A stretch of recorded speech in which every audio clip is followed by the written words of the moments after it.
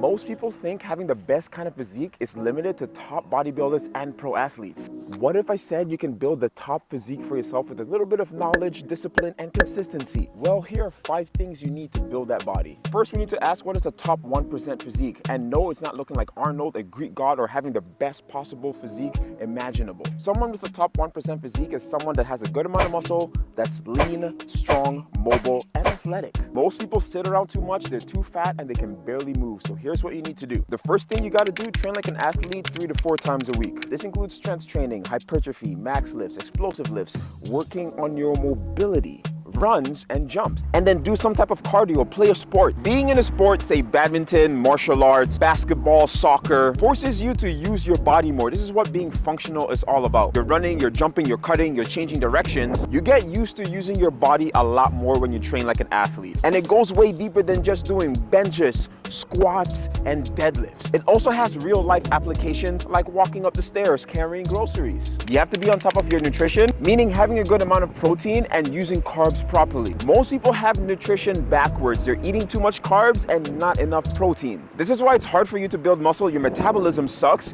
You can't stay in shape. You're low energy. You feel drowsy. You're tired all the time. You need to be eating enough protein every single day. We're talking about 0.8 to 1 gram per pound of body weight. Eating enough protein is going to help you build muscle. It's going to help increase your metabolism because protein takes longer to digest. It's going to decrease your hunger levels, especially when you're in a calorie deficit and you're trying to lose weight. Now, carbs are fuel. Think of gas that you put in a car. If you're not driving anywhere, you're not going to put that much gas in your car. But if you're taking a really long trip, you're going to fill your car up. The same thing applies for your body. If you're not that active, you don't need that much carbs. The next thing you have to do is increase your NEAT. And I'm not talking about being tidy. I'm talking about what I'm doing right now. It stands for non-exercise activity thermogenesis. And this is everything that you do outside of the gym. And guess what? You're actually burning a lot more calories outside of the gym than in the gym working out. Yeah, I know, right? It's a surprise. So stop trying to burn 1,000 calories in the gym in 30 minutes. It's not gonna happen. NEAT is any activity that you're doing. Walking, taking a hike. I'm standing here, I'm moving around, I'm fidgeting. I'm swatting bees out of my face. And you can burn hundreds of extra calories every single week, which is gonna help you get lean. You need to be more self-aware and more in tune with your body. Because let's be real, you're not a good intuitive eater. Your intuitive eating is what got you into the shape you're in right now in the first place.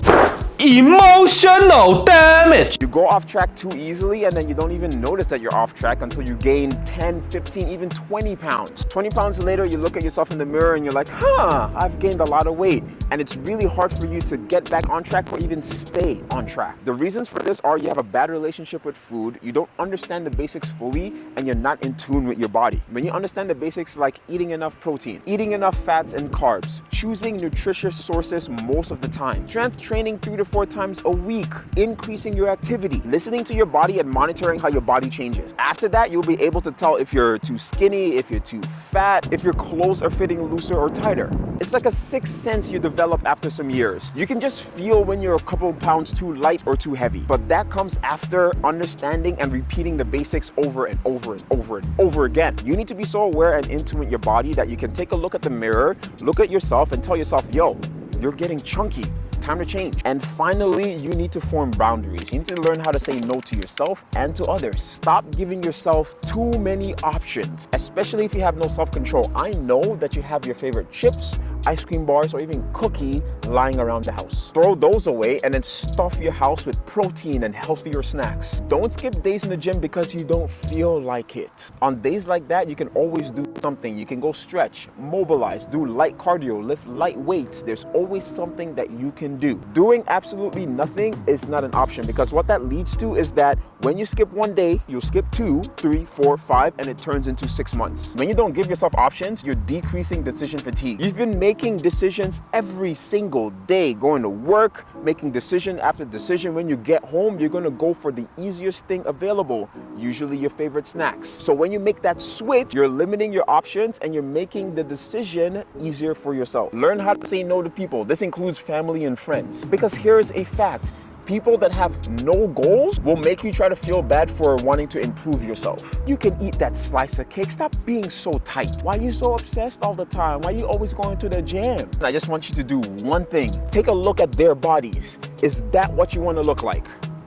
thought so. Grow up, stop being scared, and say no. I'm watching my figure. There is nothing wrong with that. Now, the most important thing is just making this whole thing a lifestyle. You have to make your health and your fitness a priority in your life. Because honestly, I don't know how people cannot go to the gym for like 2 years. It's absolutely crazy to me. Building a top 1% body is honestly not that hard. All you need is a little bit of discipline and you gotta want it bad enough. But I hope that helps you out a whole lot. All you gotta do is just keep it simple. Then you'll have a lean, healthy, flexible, athletic, strong body.